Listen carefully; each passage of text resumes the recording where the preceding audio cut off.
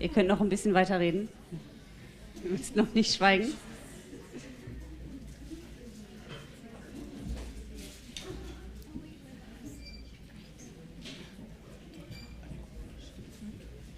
Wo ist dein Platz?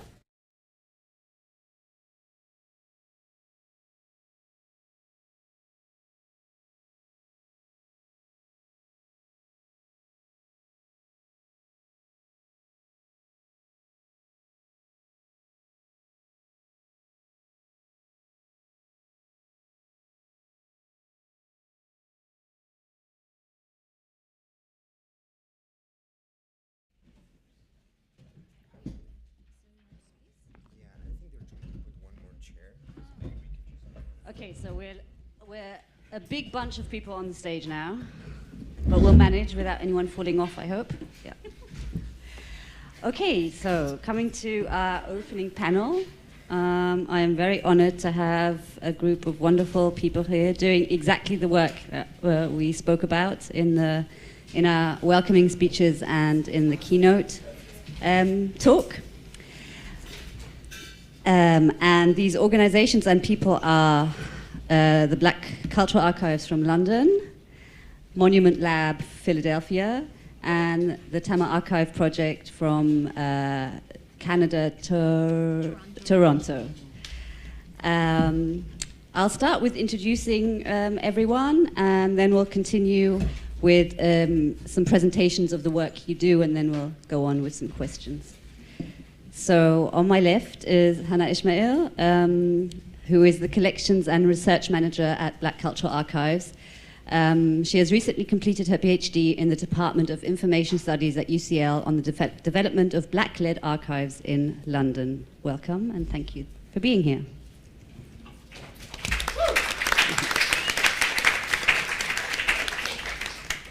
From Monument Lab, we have, next to Hannah, Aubrey Penny, who is a curator, artist, and writer. Her work addresses power dynamics in art display, confronting the impossibility of neutrality or equity in institutional structures.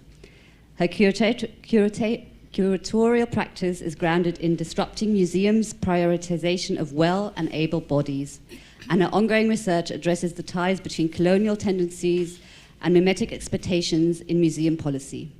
Before joining Monument Lab as assistant to the director and curatorial associate, she worked with Tate Modern and the Yinka Shonibara studio. And next to Aubrey, we have Nico Rodriguez Melo, who is also from Monument Lab, who is also a curator and arts administrator interested in the potential of curatorial practices, site-specific interventions, and printed publications as strategies for social change. He currently works at the School of the Art Institute of Chicago, the Maryland Institute College of Art, and is Associate Director of Projects at Philadelphia-based Monument Lab. Thanks for being here, both of you, all the way from Philadelphia.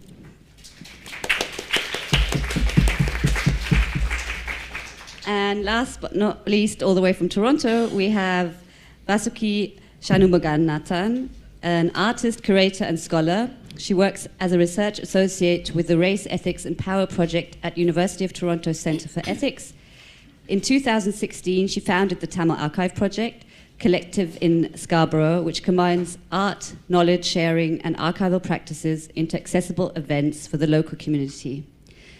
Vasuki is currently a participant in the Hypercity Artist Residency, creating work on displacement and surveillance. Her most recent writing has appeared in Fem Art Review and SD UK.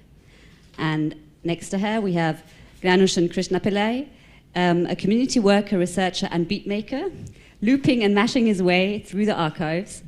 He rewinds and fast-forwards, sampling and layering ghost stories and prophecies, theories, hoping to connect and center marginalized histories. Amongst other things, he has designed a walking tour for Doors Open Toronto, centered on Indigenous people's presence in Scarborough. Gyanushan currently works for a youth rights-focused legal aid clinic. Thank you both so much for being here.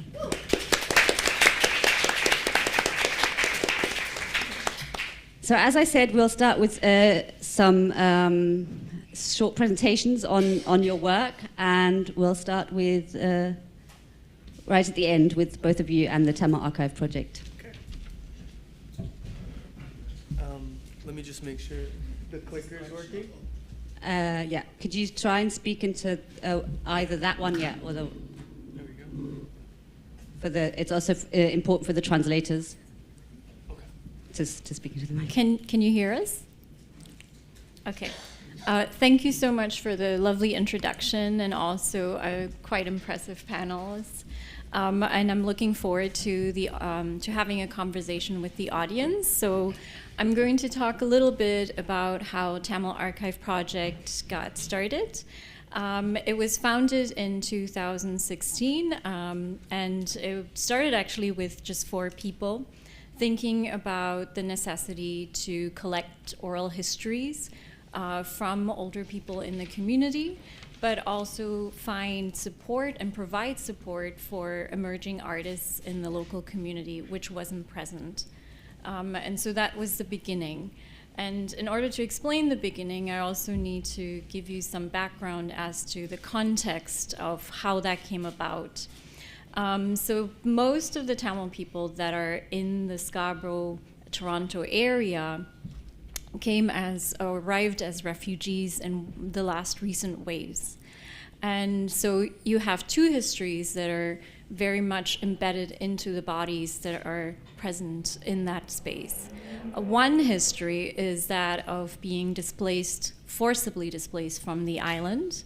And the island itself comes with a really long history and a compounded loss that is as a result of colonialism, that is a result of war, but also ongoing policies. So in 1956, there was the Sinhala-Only Act, which led to the loss of a diversity of languages on the island. Then there was the burning of the Jaffna Library, which led to the loss of a physical archive, actually one of the biggest archives in Asia. And that archive could not be recovered.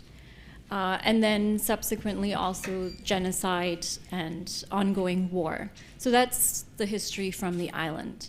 Then you have the context of Toronto, which is Indigenous land. And so the forced displacement and movement of people from Sri Lanka also led to more displacement on Indigenous land.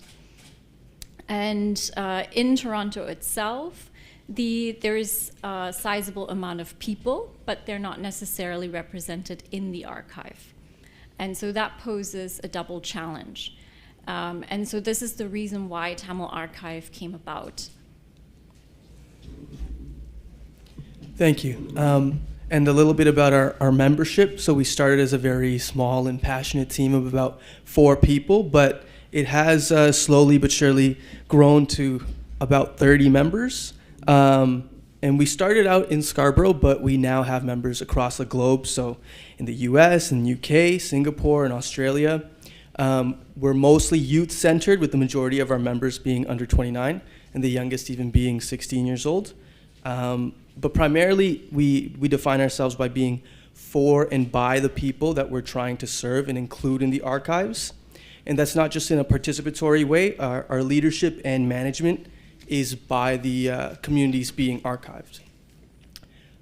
Because our members are representative of the communities that we're serving, we try to be as mindful and as ethical as possible of how we treat the labor and the time that people are putting in. So we really value providing opportunities to develop professionally and personally. It's important for us to provide mentorship for more experienced members in the group. We provide leadership roles when possible, and we also promote the freedom to propose new projects and for people to start their own collectives, programs, and initiatives. And the point is really not to grow a project or an organization, but to activate communities and democratize the archive-making process.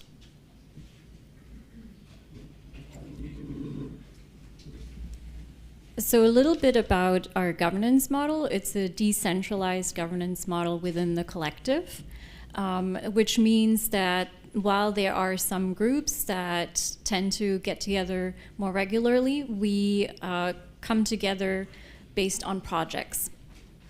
The reason for that is quite simple. We wanted our decision-making process to reflect the multitude of Tamil identities, as well as other racialized communities. So while it says Tamil Archive Project, not all of our members are Tamil. And there's a reason behind this, because we see that the histories that we all have are each other's responsibilities, rather than just that of the community. So upholding each other's histories is important. And so is slow work. And by slow work, I mean we prioritize process and participation over productivity. And that can look like not having set deadlines. That can look like not thinking about what we're going to produce, but rather a series of conversations, and that being the most important part of it. Slow work is also very much counter to the sort of capitalist notion of having to produce oneself into existence. Okay, and I'm going to quickly just run through these. So the archive part of the group produces histories. We also are currently filming an artist series, so documenting artists who've been producing work. The newest one is Bambaram, which is actually composed of members from all over the globe who are in particular interested in art and tech. And then we have Tamil Futures, and that is an award-winning global magazine that is run predominantly by youth under the age of about 23. And the last one is the Healing Arts Dinner Circle. And that one became instrumental during, especially once COVID hit, because we ended up having community events online, which created also alternative spaces. We didn't anticipate that a local collective would have global meaning, because suddenly we had also members from other countries joining our program, stating that they didn't find this kind of program where they were residing. And so that became then also another meaningful part of the kind of work that we were doing. Another, Yeah, okay. I wanted to highlight two examples that might kind of speak to the kind of work that we try to do. So for the 5th year anniversary of our collective, and this was at the height of lockdown, we managed to get gallery space, and we had 3 exhibits within the gallery space, including not just on Tamil histories, but also on other racialized histories. And it was a means for us to connect with the community. It was a means for us to reinterpret what accessibility means during a lockdown. And so this is one. And so the third image that you see over there was performance. For those of you who are Tamil in the audience, and those of you who are also perhaps used to columns, there are these intricate patterns that you draw to welcome the new year. And so that was one of the performances that was done within the community to welcome. And this is Tamil Futures, the magazine. We'll say a bit more about that at the end. And so it's gone through two publication editions so far. All the members, when they started, had no publishing experience. And so they all learned how to develop different skill sets by helping each other out. An important question for us also is thinking about how to build trust in the community and build sustainability with our archiving practices. And how can what we do be something that our community invests in and improves and critiques and engages with and continues into the future. So for us, that means, capturing the pluralism of our histories.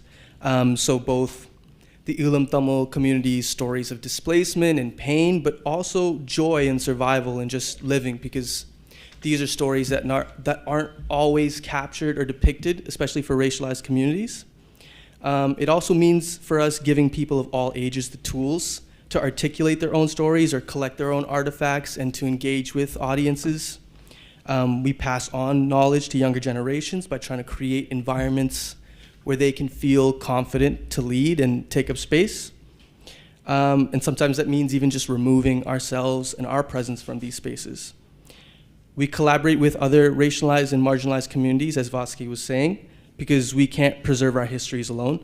And ultimately, we really want our communities to know and feel that their histories matter, that their definitions of home and care matter, and that we have responsibilities to each other's homes and histories. So to sort of exemplify these sort of practices in a simple way, we have a couple questions. They're work towards building community trust, sustainability, and agency with archiving as a practice through just asking questions. So number one, we have who was your earliest storyteller and who holds your family history? And then number two, we have what would an archive of your life contain? So we'll let you think about these questions for now, and maybe we can share our answers during the question and answer period.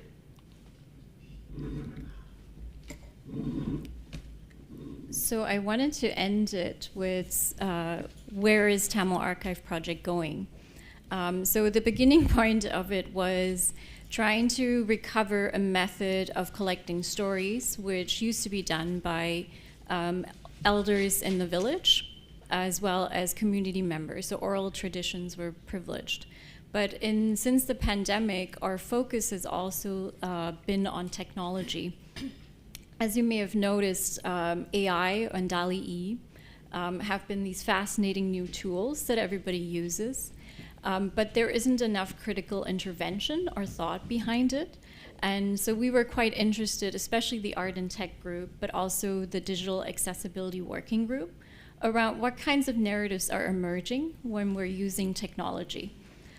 Because the embrace of technology has been one of joy, or even the possibility of perhaps inserting racialized bodies into artworks. But here is an example of where this kind of intervention may be useful. So I'm originally from Aniledivu, which is that tiny, tiny island on the tip. And if you do a Google search, that's the image that pops up. And so just for the fun of it, because I am an artist who also works with AR, I typed in Aniledivu, wanted to see what it envisions the island to be. And so it produced an image of it being colonized by pagodas. And so this is where I believe that Tamil Archive Project has a role to play in perhaps equipping people to talk about these kinds of things, but also about the new spaces in which colonialism plays out. And just to end things off, I want to just share how you can support the Tamil Archive Project. So we are launching print editions of our Tamil Futures magazine, which is limited edition, and all proceeds go directly towards supporting young Tamil artists. You can lend your time and expertise because we're always eager for new members and mentors. And you can support Tamil artists by crashing the gates and holding the door open. And finally, we really do encourage everyone to start their own collectives, start their own archives, and think about how that plays into your own lives. And then finally, we also want to thank the organizers, Iris and Ohwini, right? Yes. And just thank you for holding the doors open for us, and I hope we're not over time. Thank you.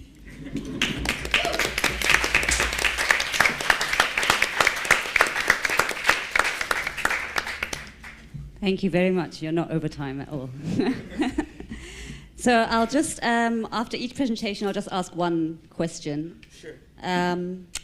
So on your website, you also talk of the archive of experience, which is a concept I like very much. And I wanted to ask you whether you could go into some detail regarding your understanding of archives of experiences and why these are relevant when talking about recentering marginalized knowledge, and in regard to your project, more precisely, marginalized Ilam Tamil knowledge. Yeah, so for us, that word or that phrase, archive of experience, I think we use that to describe sort of the community events that we try to do through the project. that try to take traditional archives and archiving and make them more experiential and multisensory. So for example, we have these, the Healing Arts Dinner Circle, as Vosky described, where we have these oral history sort of sharing sessions where there's also food being served and food being shared. To us, when you think about what is contained in the traditional archive, where it's sort of linear knowledge, administrative knowledge that's hidden away and difficult to access without know-how and privilege, an archive of experience tries to bring these stories and knowledges back to the communities that they come from. And when we're centering marginalized knowledge, I feel like that looks like what forms of knowledge are not contained in the archives that we still use in our everyday lives. So like cooking or music or rhythm and dance, and thinking about music and playlists that people share, right? These are information systems that people use all the time, but maybe don't get centered in the traditional archive. So we try to think about how we can use those practices in our archives. And from an Ulam Tamil perspective, it's also interesting because these are forms of knowledge sharing that sort of can escape surveillance in a way, which is really important to the experiences that Vosky shared earlier on. Yeah, I think that's what centering this stuff looks like for us. Yeah. Thanks very much. So for now, we'll continue with Monument Lab, and we'll go on with some more questions later on.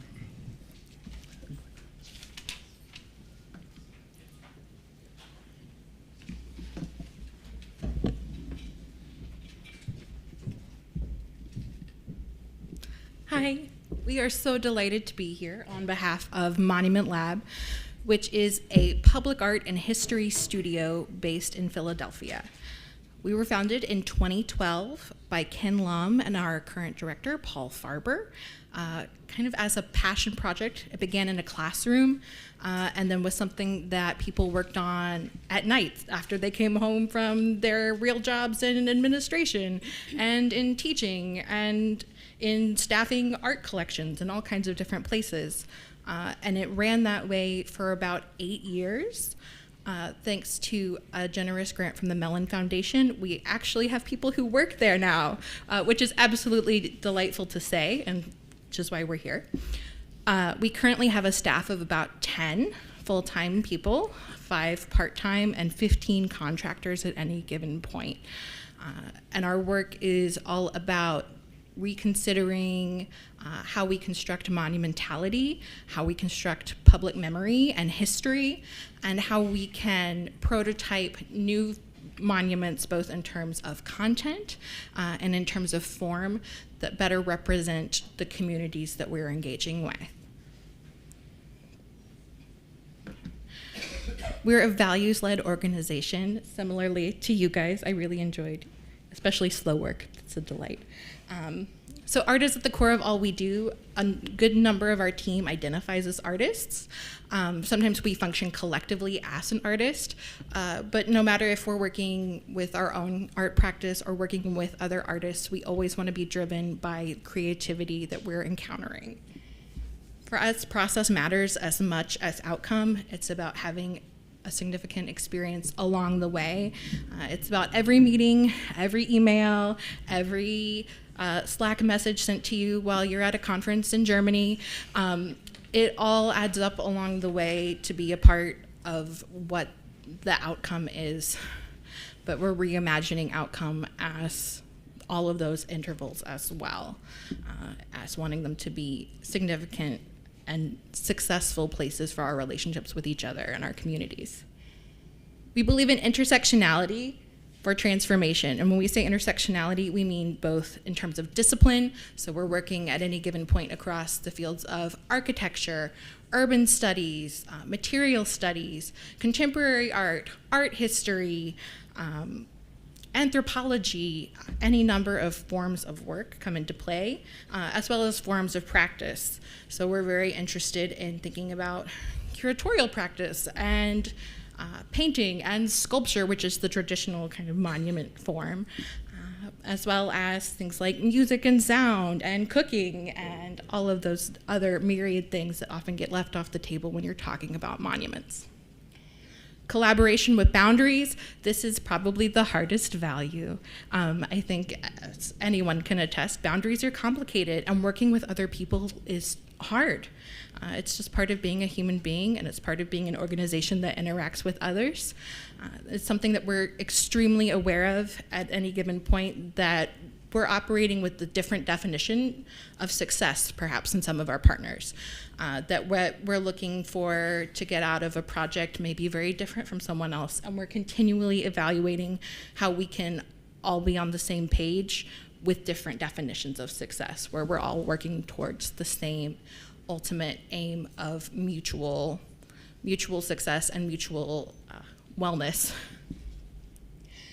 Integrity with accountability. We are continually calling out ourselves, each other. We're very fortunate to have a board that is super involved and will look at us and say, let's reevaluate this, let's reconsider. It's something that we're always trying to do better in terms of our integrity. Culture of care, we're really invested in the people we work with. That includes our team members, that includes our board, that includes the artists we work with, that includes our interns. I run our intern program. I care a lot about our interns. They're wonderful. And making sure that we're working in a way that's aware of ourselves as human beings with bodies and minds and families and very different relationships to the work that we're doing at any given point. Citation and compensation, we want to recognize everybody for the amazing work that they're doing when they're collaborating with us, no matter how big or small.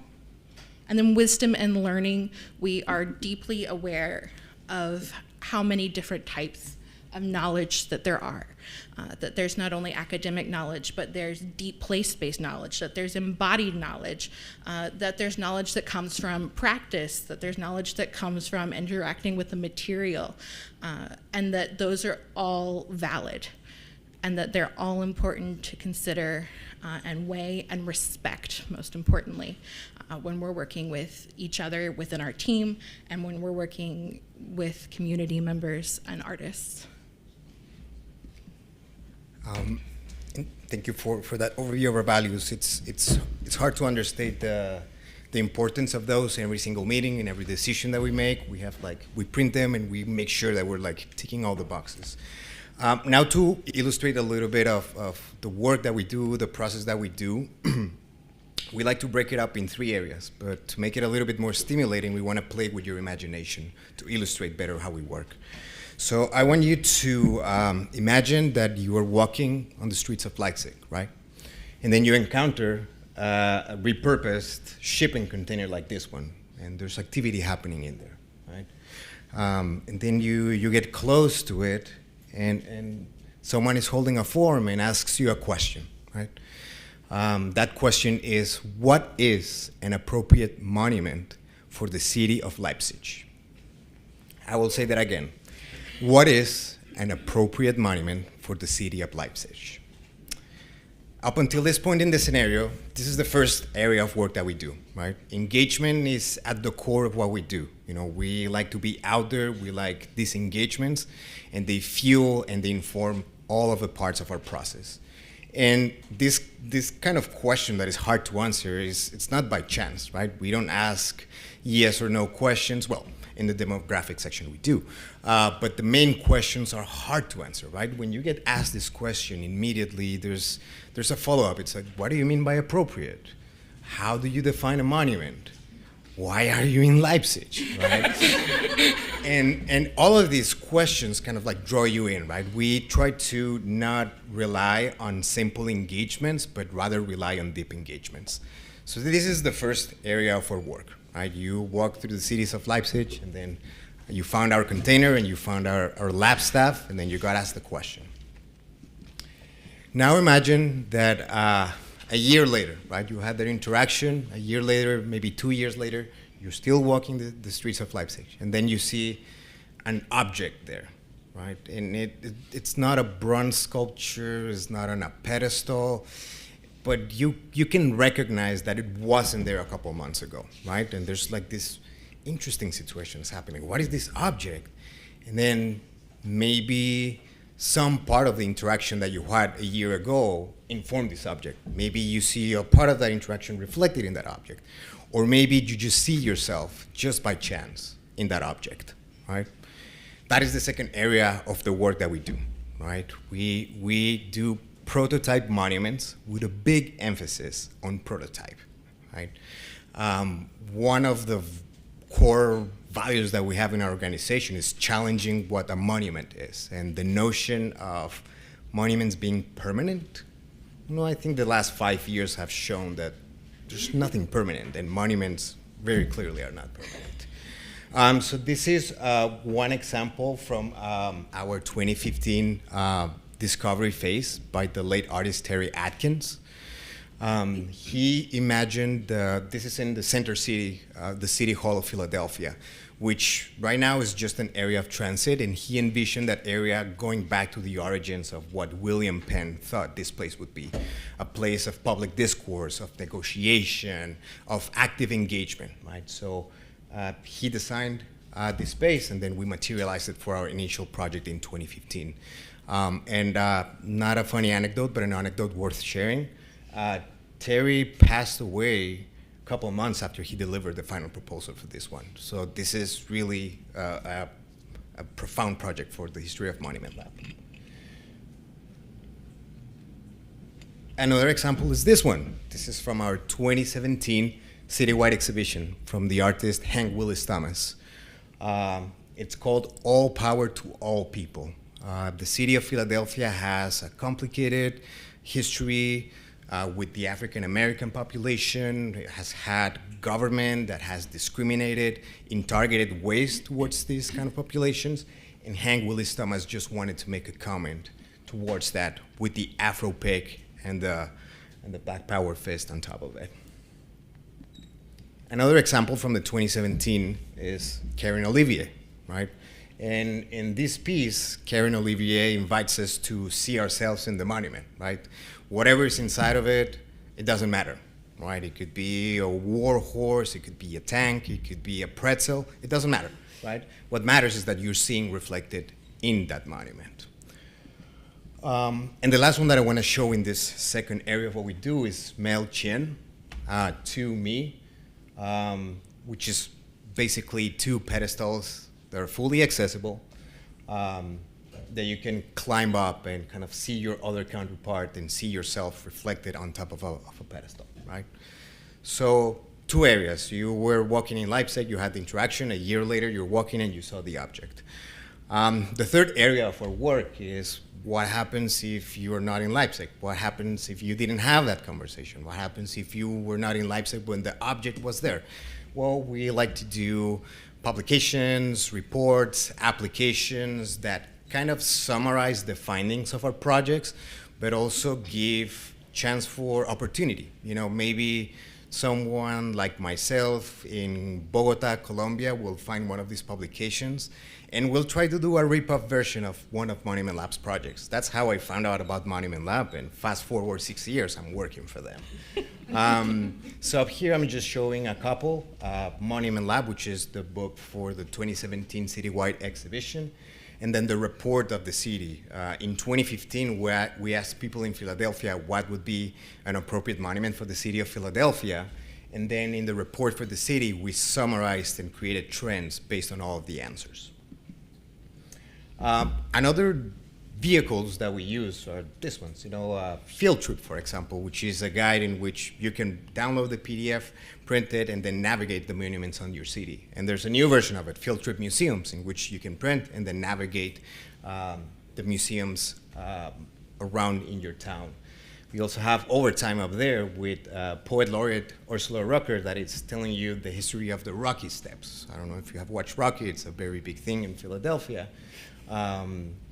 The most famous person that never lived would say our director. And that's kind of like the third area that we do. Real quick, I just want to make an emphasis on one specific project. A project that already passed, but somehow converges all the previous work of Monument Lab, but that informs also our future work. And the question to ask here is, what is a monument, right? We acknowledge that there's no one definition, and if we propose like one definition of what a monument is, then we'll be defeating the purpose of what we're doing. But at the same time, it's useful for us to have somehow of a framework of what we define a monument. And for us, a monument is a statement of power and presence in public, right? We're not talking about pedestals, we're not talking about bronze sculptures, we're talking in abstract terms to, again, give room for possibility. Last year, we released the National Monument, the Andrew Mellon Foundation, which was basically a survey of the monuments in the United States. To bring it to the terminology of this conference, it's an imperfect archive. It doesn't contain every single monument that exists in the United States and its territories, but it centralizes 500 different sources to build enough data to recognize patterns in the monument landscape, right? But it's important for us to always say, this is not every single monument that is in the United States. This is an imperfect archive. And still, you can create from an imperfect archive. These are a couple of the headlines after we launched the project, from the patterns that people start seeing from the data, right? I will just read a couple. Who do Americans honor the most? The National Monument Audit wants to find out. Or our favorite, the nation's monuments are male, pale, and stale. It would be one of the curiosities of the audit is there are more monuments to mermaids than to actual historical women. So, quite a landscape. And I will stop here and pass it to my colleague back, Aubrey. I want to just make sure that we relay the key findings of the study. Again, because these somehow summarize our previous work, but inform our current and future work. The first key finding is that monuments have always changed. The second one, the monument landscape is overwhelmingly white and male. And then the third one, the most common features of America's monuments reflect war and conquest. And the last one, the story of the United States as told by our current monuments misrepresents our history. Okay. So now I get the fun part. I get to share the antidotes, if you will, to our findings from the National Monument Audit. All of our work before the audit, but especially since the audit, is in direct response to the sensibility about monuments and these particular findings. And so we're really excited to share a few different projects with you that are working to counter that in a couple of different ways. One is the Regeneration Project. We were given a grant and enabled to make 10 sub-grants to different groups across the United States and its territories, for groups that were looking at exploring monumentality in different ways. So in Mobile, Alabama, there's a project that built sculptures devoted to the women who were experimented on, the Black women specifically who were experimented on, to lead to the advent of gynecology and gynecological procedures, which is the top right picture you'll see there. You'll see all kinds of different things taken on by these groups, from histories of protest to histories of care and engagement in Queens. And these 10 groups have really worked to position themselves not only in relationship to their local communities and their projects. Part of the structure of this grant and this project was that we were empowered to work with these 10 groups directly and bring them into contact with each other. I don't know if anybody's done kind of activist public artwork. It can be really, really lonely and really, really alienating when you feel like you're up against a bureaucracy and a system that only wants to see certain histories represented. And so we were able to give them a sense of coalition. We were able to bring everyone together in DC this spring. So this is this is 10 representatives from the 10 organizations together.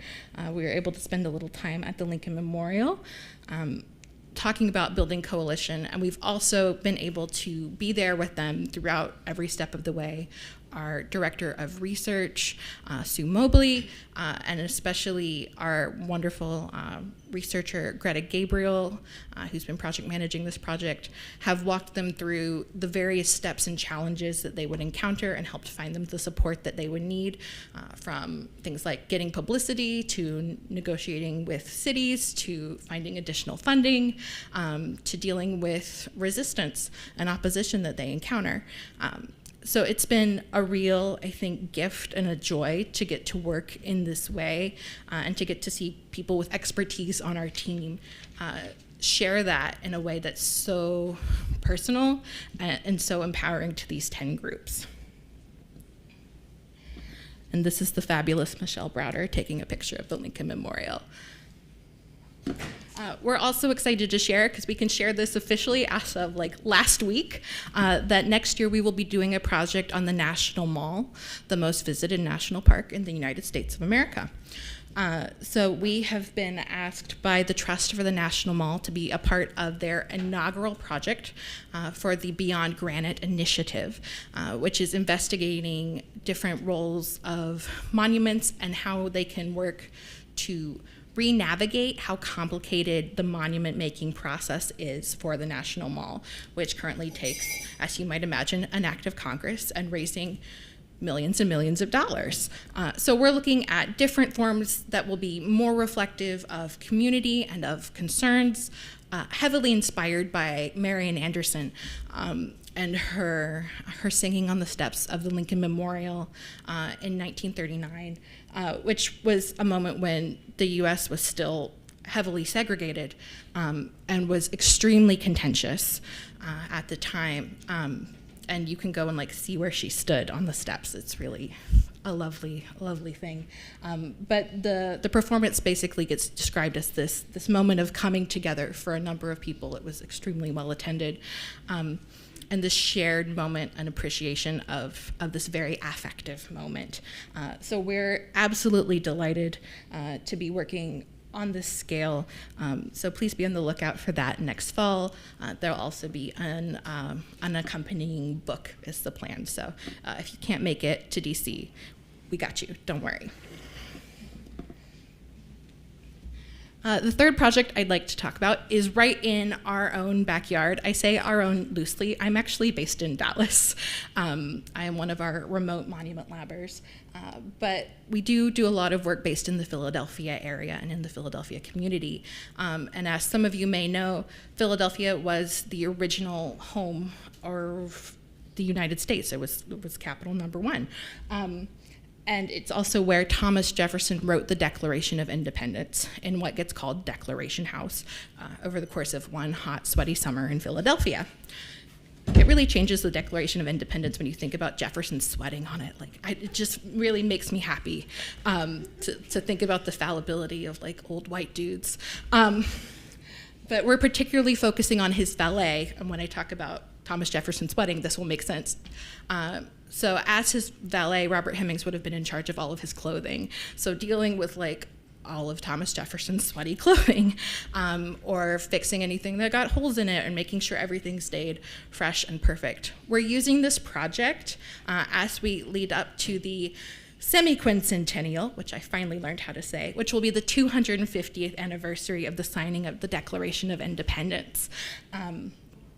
And we're using this as a way to create what will hopefully become a model for a deeper engagement with these places that kind of get taken over by these white founding father male figures, to think more critically and deeply about place and its relationship to the Black community, as Robert Hemings was an enslaved man, and to the indigenous community, particularly the Lenape, who are the original stewards of that land. So that'll be coming in 2024 with also a book. There's going to be a lot of books. Get your shelves ready. And then last but not least, we're currently working on a project with Bryn Mawr College, which is an historically women's college just outside of Philadelphia, looking at what stories need to be told on their campus. We actually have an open call right now for ideas. If you are interested in public art on a historically women's campus outside of the Philadelphia area, please feel free to talk to us. We would be happy to talk to you about it. We're really excited about kind of destabilizing the predominant narratives there. So to that end, we'll end with like the great Monument Lab catchphrase, which is monuments must change. They've always changed. They must continue to change. We can repair and reimagine how history lives with us every day. That's our optimistic stance, I think, on both history and monuments and archives. And thank you so much. It's such a joy to be here, and getting to listen to Nico talk about our work is just absolute magic. If you've never heard somebody just talk about the things that you do with your community, I highly recommend it. Just get your friend to tell you about what you do, because this was absolutely phenomenal and such a gift. So thank you so much for having us.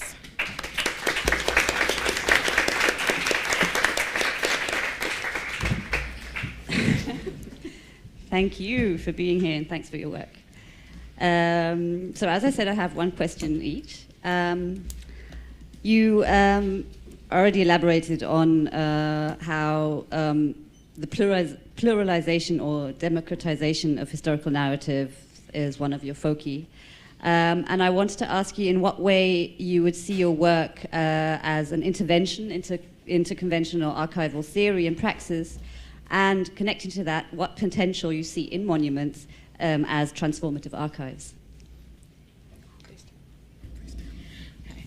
I know there's this tendency when we were talking about in the keynote earlier, thinking about that relationship between the corporeal and the affective, and how easy it is to find yourself distanced from that. And I think that's something that we try to be really keenly aware of, in the sense of we're trying, especially when you see that kind of first stage where we're engaging directly and asking questions within a community, and getting to know people who have a deep knowledge of a place, especially if it's not Philadelphia and we're not, originally kind of based there, is that we're aware of how extractive historical processes can be, and how colonial, and that we're very, I think, constantly aware of that as something to navigate and to work around and through, and to acknowledge,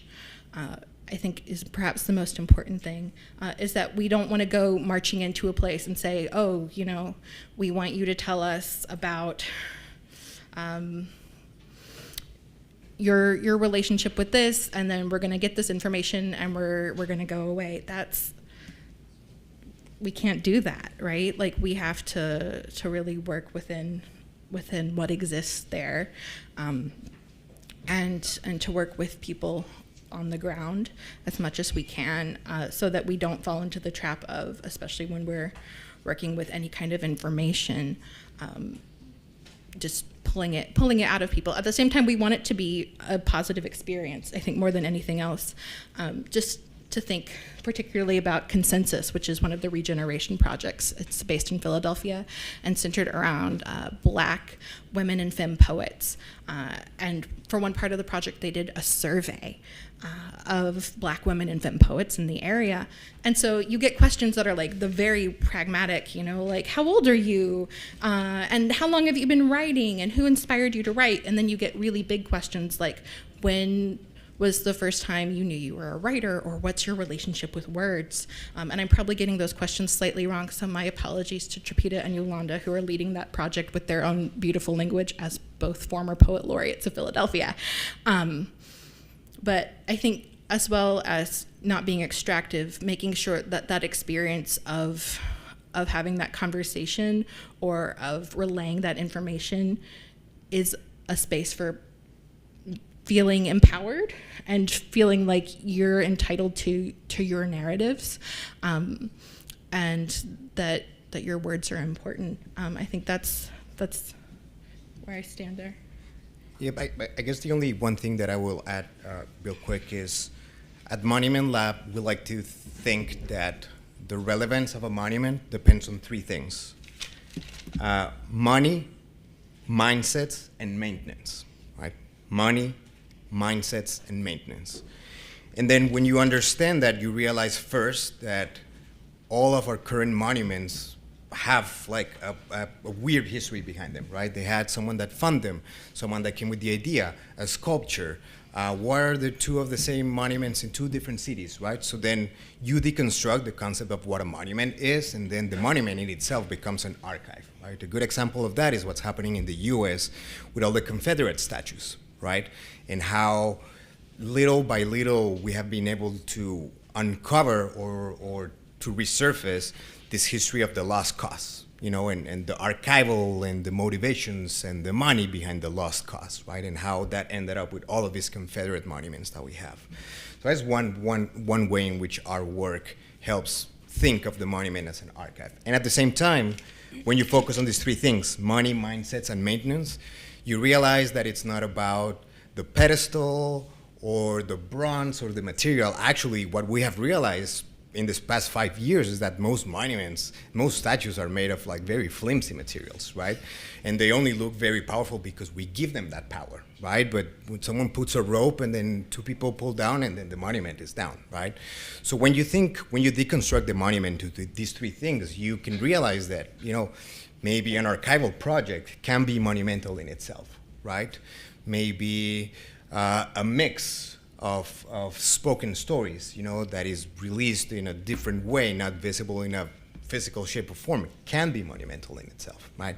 So those are the two ways in which we kind of like think of the connection of those two. Thanks very much.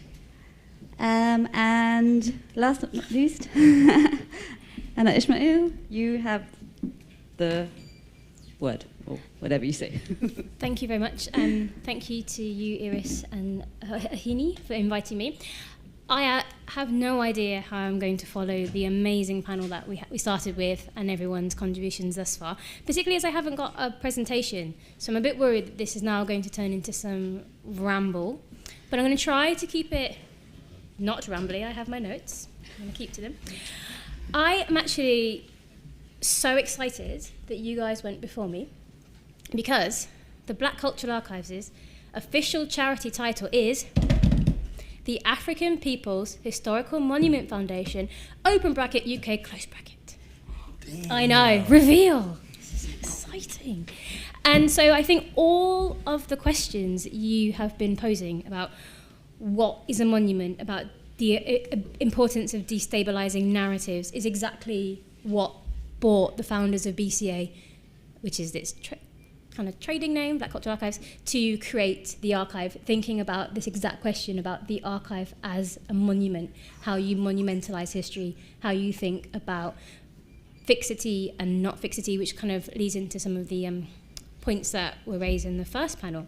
So I am actually just going to give a brief context to why Black Cultural Archives was founded, and hopefully leave space in the Q&A to dig into that a little bit more. But so there's three things I really kind of want to think about and talk about. Is so the idea of monuments and diasporic experience, which has come up throughout the panel.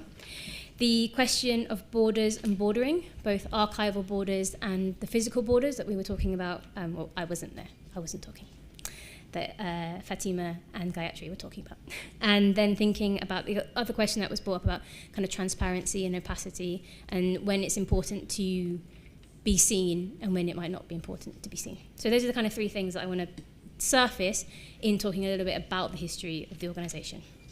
So the African People's Historical Monument Foundation, open bracket, UK, close bracket, the brackets and the UK bit is quite important, which I'll come to in a minute, was essentially a very political and practical intervention in the context of Britain in the 1980s when the Black Cultural Archives was established. So the Black Cultural Archives was established in 1981. For those of you who are conversant with British history, is a very important date, and I'll tell you why in a minute. But essentially, our history goes back a little bit before the 1980s, as history does, to the context of the post-war migration of people mainly from the Caribbean, but not entirely from the Caribbean, which is known as the Windrush period. So many of our founders were essentially children of the Windrush, so people who came over as young as children in the 1950s, 60s, and 70s to join their parents who had come in the Second World War, post-Second World War, to basically help rebuild the mother country, as England was known in the Caribbean during the colonial era. When those people came to the UK, they were essentially met with the hostile environment. So for those of you, again, who are also conversant with the Windrush scandal, the hostile environment was the kind of political term that was used to make it really difficult for people who were either migrants or refugees to be in the UK. So there were huge vans that said "go home," and it was basically to make it impossible for people who had more recently migrated. But the hostile environment goes back much, much further to colonial times, essentially to make it really difficult for black communities to exist and thrive in the UK. So one of the main issues was around education. So in the 1970s, the children of the Windrush period were coming into the UK school systems and were being labelled educationally subnormal. That was the official term that they were given, which basically meant that they were labelled as idiots, as stupid, and they were taken out of mainstream education, often against their parents' will and against their parents, out of their parents' knowledge, and were placed into these special schools, which were essentially created to cater for people who had low IQs, putting the whole issue of IQs to one side. So many parents were starting to discover this was happening, and they thought, what can we do? So one of the things that they started to do was they created independent schools called supplementary schools, and they also looked to create resources to be used in mainstream education kind of around anti-racist teaching. So one of our founders, Len Garrison, was very heavily involved in the creation of anti-racist resources. So he started looking to create his own resources. He found he was really interested in history. He had undertaken a master's in local history and was really interested in how you can use local history approaches to tell broader narratives of empire and things like that. So he started looking, and he could find quite a lot of information about African American history. So he found lots of material about people like Malcolm X, Martin Luther King, Harriet Tubman. But when he started asking the archives, when he started asking the museums and the libraries, well, where's the British history? Where's the black British history? They basically said, I don't know what you're talking about. It doesn't exist. And he's like, well, it definitely does. And so he said, you know what? I'm going to go look for it. And he did. And many of our early collections were created by Len Garrison and others going out, and he went to car boot sales, he went to antique fairs, he went to secondhand books, and started finding all of this material that he was told did not exist. And so that's kind of one half of the story. And the other half of the story, the reason why we're called the African People's Historical Monument Foundation, owes its genesis to the visit of another African American woman called Queen Mother Moore. I don't know if you have heard of her. She was born Audley Moore in 1897 and lived until she was almost 100, 1898, and died in 1997. And throughout her entire life history, she was involved in the Garvey movement. So those of you who know of Marcus Garvey, she was involved in the Communist Party, or the development of the Communist Party in the US, the Black Power movement, and then she also did a lot of work with women's groups in the west coast of Ghana, which is where she was given the honorific title Queen Mother. She came to Britain and she talked about her idea of creating a series of monuments across the diaspora. So she had started one in the US, in New York, I believe, and wanted to create a series of these monuments across the diaspora, linking together the histories of enslavement, of colonialism, and of empire, essentially. Essentially, the UK is the only one that still exists, as far as I'm aware. The New York one no longer exists either. And so that's basically why we're called the African People's System. I told you this was going to end up quite rambling, so I hope you're staying with me. One of the main things that the organisations really try to do is to de-centre the idea of Britishness away from whiteness. So often when people think about who is British, who's allowed to be British, it's often people who are white, because people who are white British people, have been in the UK for the longest period. But that is not true. And that is what Len Garrison and the founders set out to do. So one of our earliest items is a coin, Roman coin, which bears the likeness of a Roman emperor called Septimius Severus, who was born in North Africa, was a ruler of the Roman Empire, and spent quite a lot of time in Britain. So he was based in York, manning Hadrian's Wall. And then we've tried to collect material throughout the ages, kind of think of some of this kind of fragmentary, some of these trace histories, to try and build a picture of presence of black communities in the UK. And that's not just to kind of speak to this kind of idea of progress, but to kind of continue to, I think as someone said, irritate the idea of Britishness always meaning whiteness, and to kind of interrogate questions of empire, because often, at least in British history, the idea that the empire happened somewhere over there, but the empire is also obviously in London, and there are so many traces, there's so many evidence of that, and that's one of the things that our founders are really keen to do. I'm actually going to end it there. So one of the things about kind of the idea of the archival border is how much of this is also obviously related to geographic borders, and so we are sometimes problematic in this, in that we are very much focused on the experience of black communities in Britain, but then when you take an empire into account, it then gets a little bit complicated. So we're always kind of trying to think about, well, what does the archival border look like, both as a geographical thing and as a kind of theoretical idea as well. I'm going to end there because... Okay, no problem. Yeah. Thanks very much.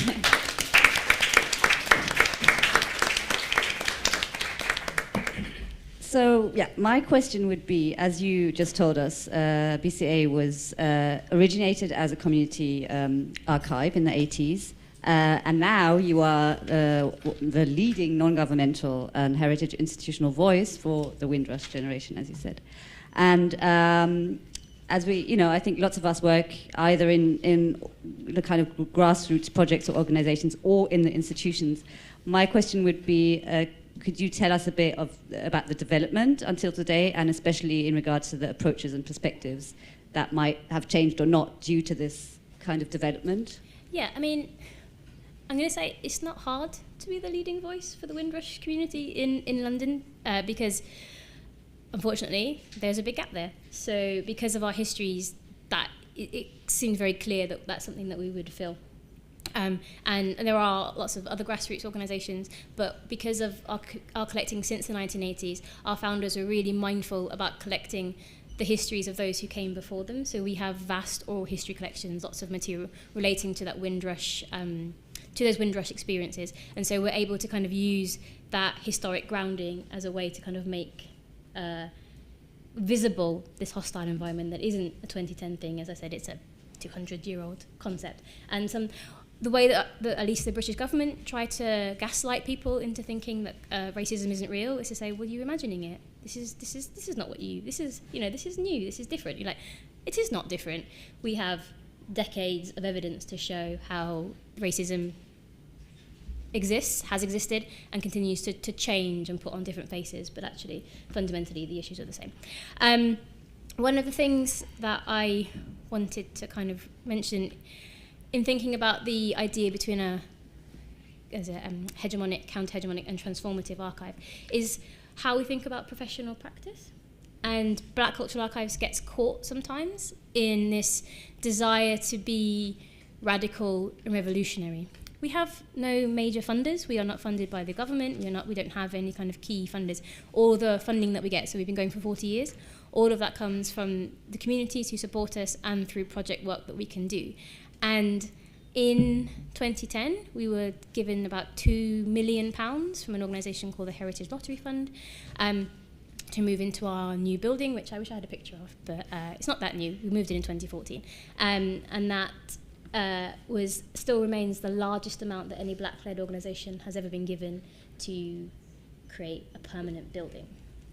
But in applying for those kind of funds, you have to put in, I think it was a 20 ring binders application to receive that money. And they ask you questions like, what is your policy on this? What is your policy on that? What's your policy on this? What's this? What's this? And if you're an organisation with 3 people and you're like, okay, so we have to go find out what the policy is, find out what the professional practice is, because it's technically public money. There is a fear that you're going to go and spend it in a really weird way, and there's that kind of level of like distrust in the government anyway.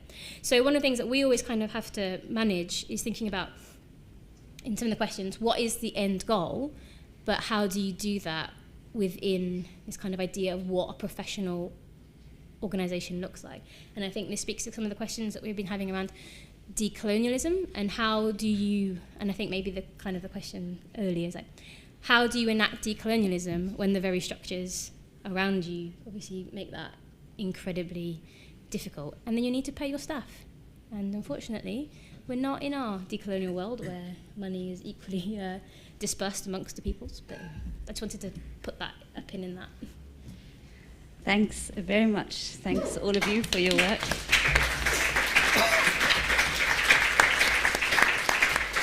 Ohini, do you have any questions? Yes, I want to.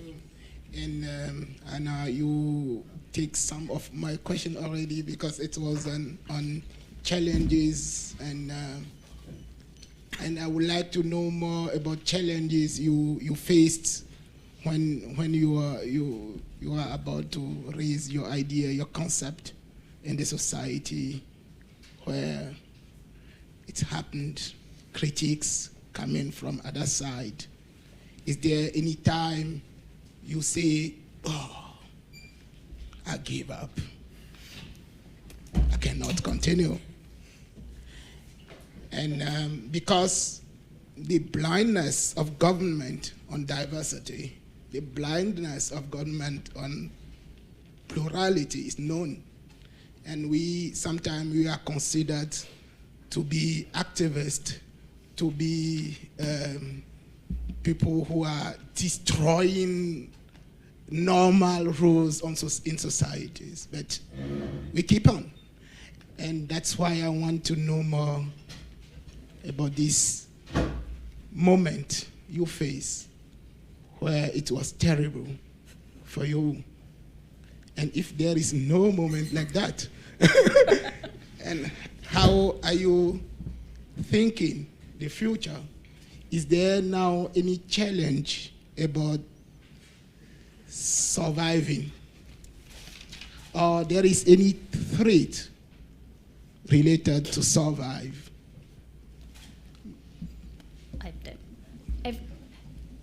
In the least depressing way, every day you go to work and something happens and you think, oh, this is hard. But, then I go back to the archive and I read the words of Len Garrison, and I am refreshed and reminded that, there is a political, at least in my organisation, a political purpose to what we do. And it's designed to be hard. The government, well, not just the government, but, the systems that we've been talking about, design it to make it hard, to make it, impenetrable, impossible. And so I just try and think, well, what's the best I can do for today? And sometimes just coming into rooms with like-minded people is refreshing enough to kind of keep going. Conversely, one of the challenges that we have is we are 40-odd years old now. And in the 1980s, when our founders were discussing this idea, as I said, it was literally like, this is impossible, this does not exist. In the 40 years since that's happened, I think I like to believe the organisation has played a role in this, but the idea of diverse histories is no longer, some people may have issue with it, but the idea is not seen to be completely alien to people. And in that time, not to get my little violin out, but our capacity has always been 2 to 4 people. And the big institutions are now on the kind of diversity. You cannot move for decolonial movements in the UK at the moment. Every museum is decolonising, every university is decolonising. And it's like, cool. Whether that's true or not. But just to kind of be in that space where what you're doing is kind of, oh, well, we're doing it now, you can step aside. That, in a way, is the kind of the weird challenge, is like identifying your value when people are like, we can take this now. Thank you for holding the space, but we've got this. You can go and sit back down now.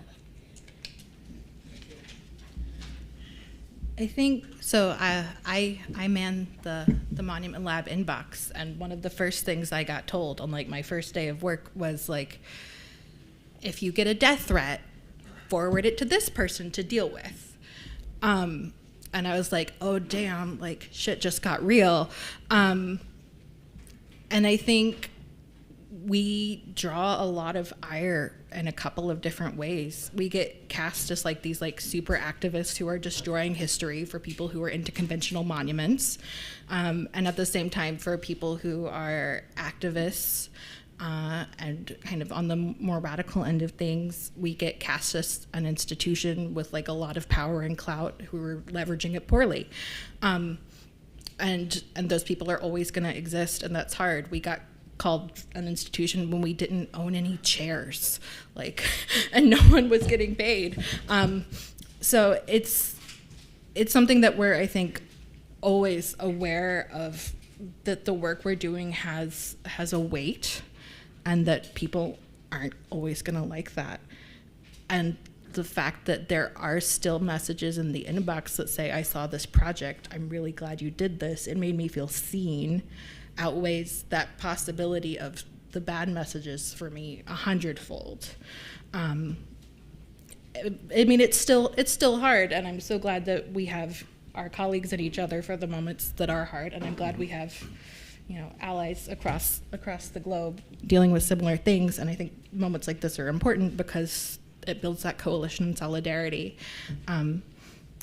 But I think Hannah's right that like sometimes it's just hard, and sometimes all you can do is like show up and do the work and try to hold your own as best you can, so that those people who will see things and send those emails and feel seen, and know that their history and their understanding of their lives and their communities are important, then that's the best we can do.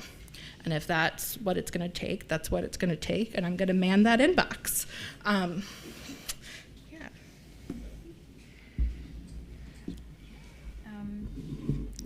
So in trying to do decolonial work, these are some of the challenges we have faced. We deliberately do not hold events and institutions because the majority of people don't actually access education. It also inadvertently replicates cultural hegemony. And so we oftentimes hold events at libraries, at art galleries that are open, or even parks. With this, obviously, comes also the issue of having no funding, which can be, there is an advantage to it. So if you have no funding, you have no one to answer to.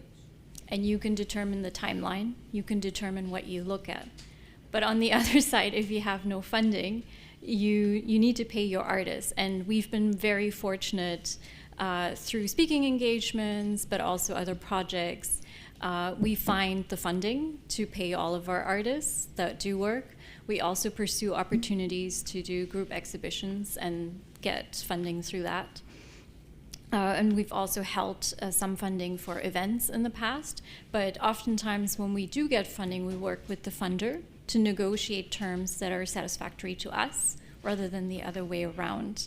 And that's difficult because our leadership itself reflects the kind of work we want to do. So it's oftentimes you'll see a lot of institutions have predominantly white leadership, and then the front-facing staff will be racialized.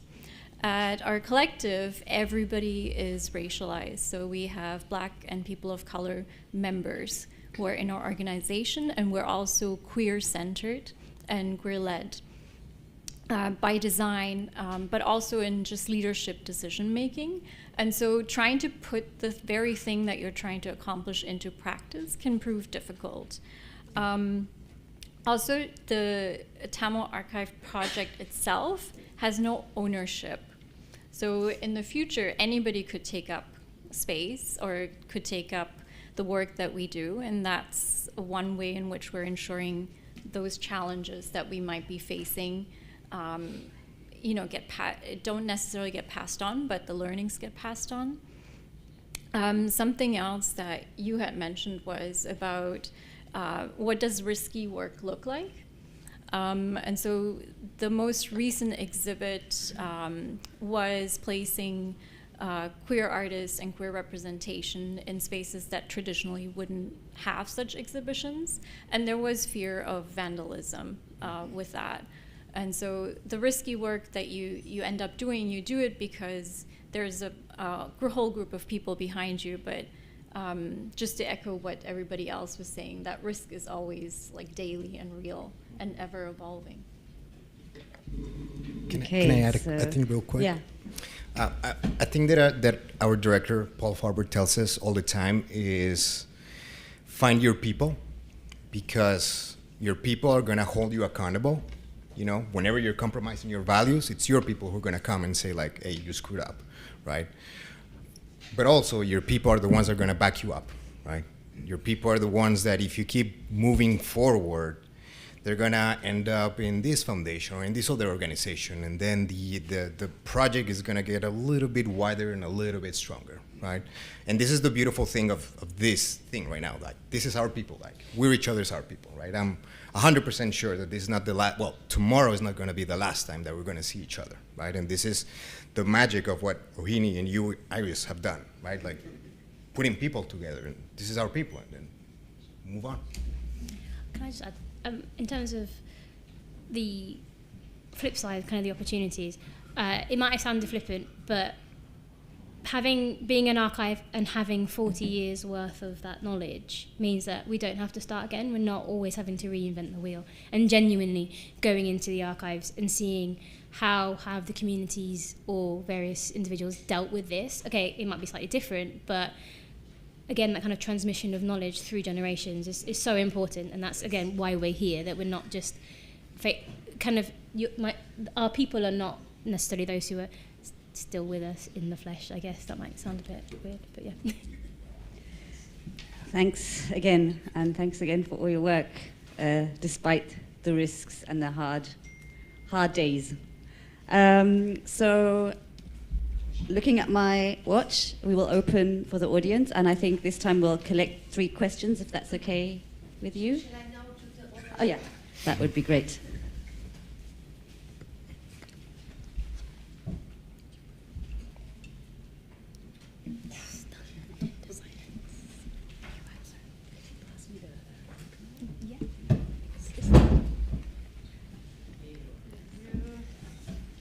Thank you so much for all your work. It's really wonderful, inspiring to hear everything that you're doing. I have a question about monuments. Going back to Fatima's framing of hegemonic, counter-hegemonic, and transformative, can you give us an example of what you see as a truly transformative monument? I'm thinking, for instance, in New York City last year, the black feminist artist, sculptor Simone Lee created a really remarkable piece called Brick House. And it's this huge, quite literally monumental image of a black woman's body, and it was elevated, and it sort of looked over Manhattan. And it seemed to me like that's an example of certainly a counter-hegemonic monument in terms of how it takes up space. But is it transformative in that it's replacing one kind of monumental image for another? Mm-hmm. So when is a monument truly disruptive, and what would that look like? We'll collect, that's fine. So 2 more, if there are any more. Come on.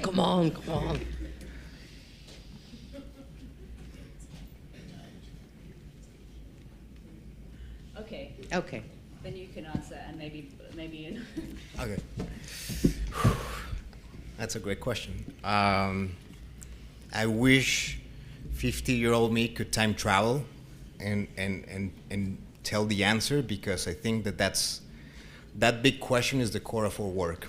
I can tell you that I don't think we'll ever, and I'm talking on behalf of Monument Lab, but there's a lot of collectives and a lot of organizations that are doing this work. It's not only Monument Lab that is entering this. We're just like a very tiny bit of this big microcosm of our people.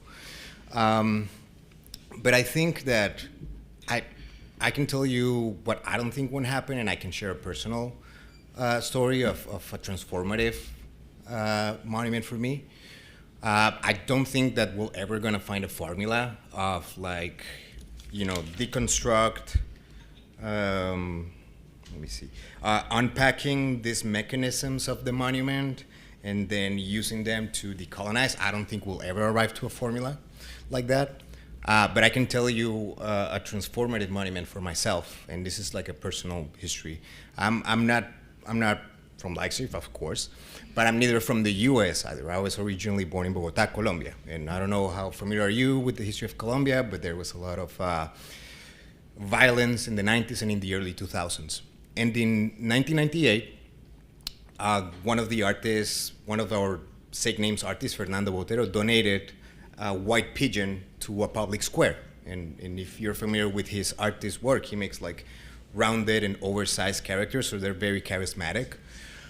In an attempt to kill a journalist, they put a bomb in the pigeon, they killed the journalist, and the pigeon was defaced. Not completely destroyed, but defaced. And when the city government asked him, like, okay, we need to get rid of this one and put a new one, kind of like erase the history of what happened here and replace it with something new, he said, I'll give you another one for free, but if you put it next to the defaced one, right? And it was only 8 years after that happened that I went to a park, and this narrative I built after seeing that, right?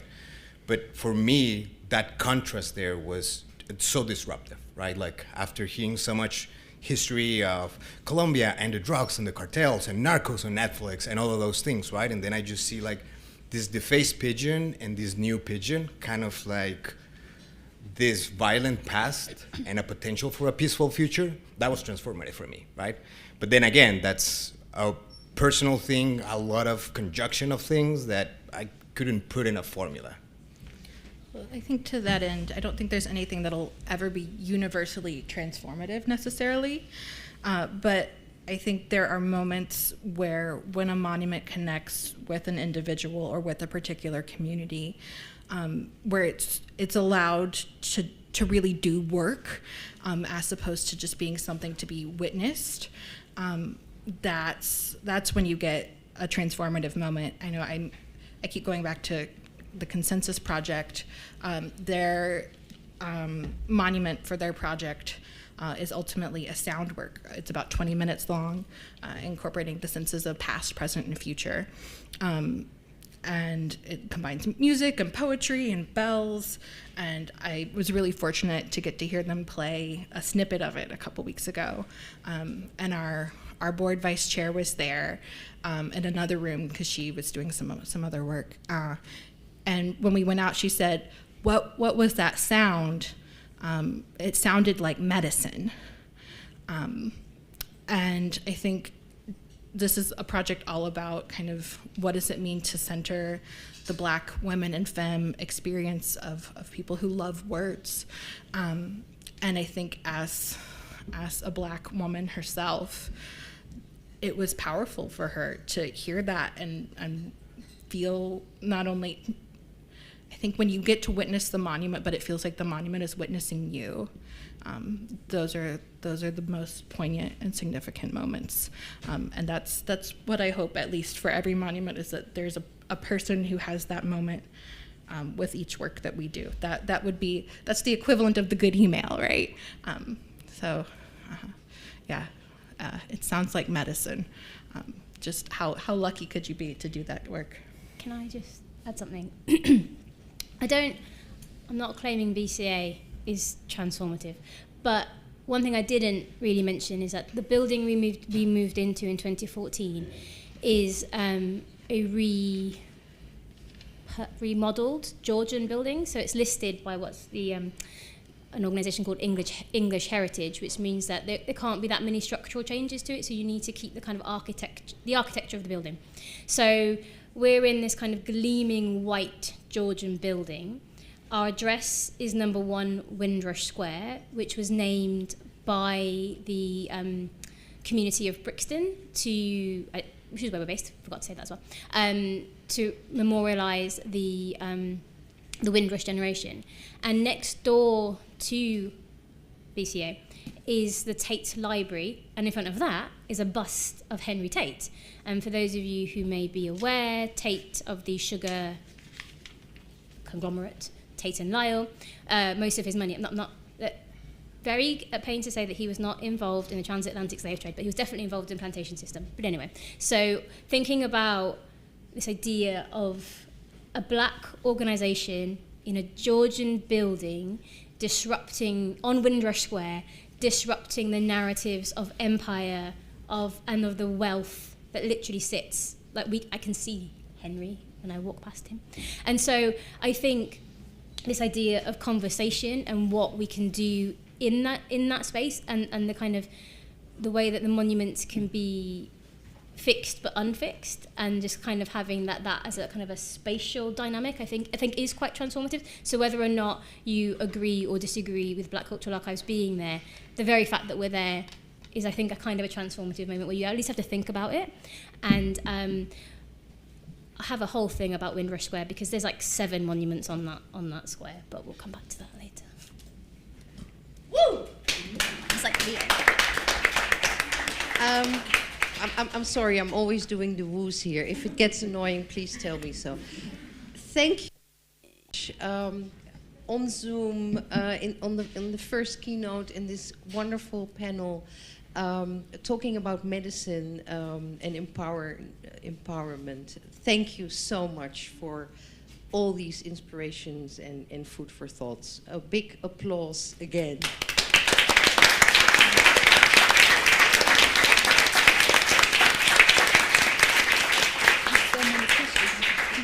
And again, thank you, Iris, for reaching out to us. Thank you, Ohini, for being and doing this as part of my being here as the Grassi. It's very. Very, very inspirational. Talking about inspiration, maybe some of you would like to have a cigarette. I'm dying for one. And maybe some of you want to have some food. We have prepared some food in the Grassi Museum. It's actually quite a small walk, but I suggest that we meet out front in 5 minutes. Then I can do the smoking, and then we walk all together.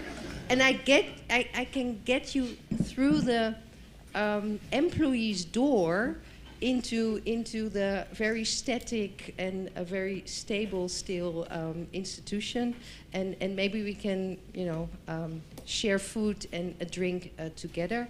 Once again, if you're interested, and maybe also reflect a bit more on transformative monuments, since we have been doing some of that as well here the last couple of months. Please join us if you're interested in our guided tours. There are several in English or in German. 10 o'clock in the Grassi, the main hall. My colleagues and I will be there, and we make beautiful, hopefully, little groups, and we guide you through the exhibitions.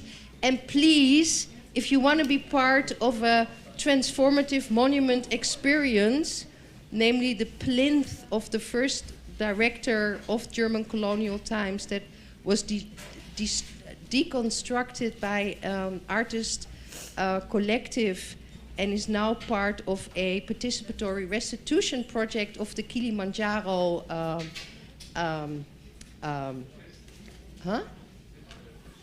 the tip of the Kilimanjaro. Please bring your credit card with you during the guided tour. No, it's with credit card, but you can also do it with cash. Thank you once again, and let us have dinner now. Woo! I was going to say.